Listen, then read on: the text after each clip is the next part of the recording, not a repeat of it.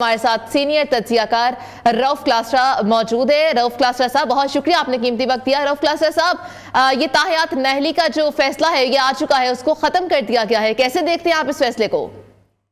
जी बिल्कुल, मेरा ख्याल है कोई इतना गैर मुतवक्किल इसलिए भी नहीं है कि जिन लोगों ने इसकी प्रोसीडिंग को हमने फॉलो किया है, जिस तरह की वहाँ पे डिबेट हो रही थी, जिस तरह से वहाँ पे आर्गूमेंट दिए जा रहे थे और डिस्कशन हो रही थी, स्पेशल जो उसके बेंच का जो मूड था या उनका उनका रुझान था, बेंट ऑफ माइंड था, वो बड़ा क्लियर था।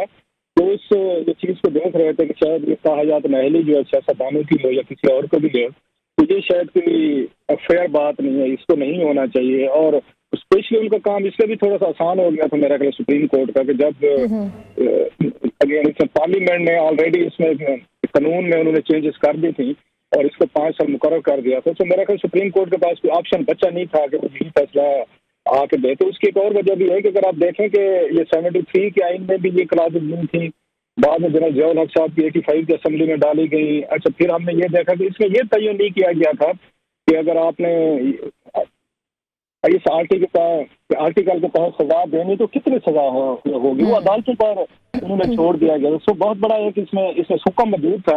और पिछली दफा जब नवाज शरीफ साहब ये हो गए, तरीन साहब हो गए, या फिर हमने देखा उससे पहले यूसुफ गिलानी साहब, तलाल चौधरी साहब, दानियाल अजीज साहब हो गए, तो इनमें थोड़ी सी ना आपको डिस्पैरिटी नजर आती, डिफरेंट सजाएं थी इन पे। अब आप उसमें नवाज शरीफ साहब की देखें, जहांगीर तरीन साहब की देखें, तो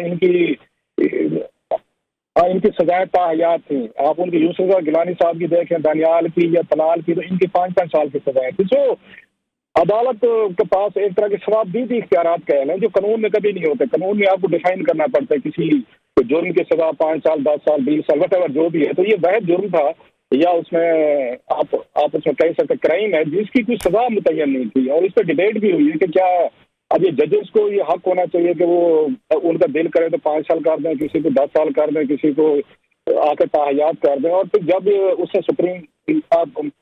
जब पार्लियामेंट में लॉ आया और उन्होंने डिटरमिन किया कि इसकी सजा जो 5 साल होगी, तो मेरा नहीं ख्याल उसके बाद सुप्रीम कोर्ट जो है वो फिर भी कहते नहीं थी कि ये पावर हमारे पास होनी चाहिए और हम ही आगे डिटरमिन करेंगे, इसका तयन करेंगे कि जनाब कितनी सजा होनी चाहिए। और दूसरा एक और इसमें बड़ा इंटरेस्टिंग मेरा ख्याल है, फैसला जब तफसीली आएगा तो उसको हम देखेंगे कि जिन्होंने नवाज शरीफ साहब को और जहांगीर तरीन साहब को ताहयात उन्हें सजाएं दी थी और जिन जजेस ने नहीं दी थी, 5-5 साल दी थी, और वो आखिर किस उस स्टेट ऑफ माइंड में थे, क्या उनके पास? बिल्कुल आपने सही कहा कि ये कहना कबल इस वक्त होगा क्या स्टेट ऑफ माइंड में थे, किस तरीके से किया गया।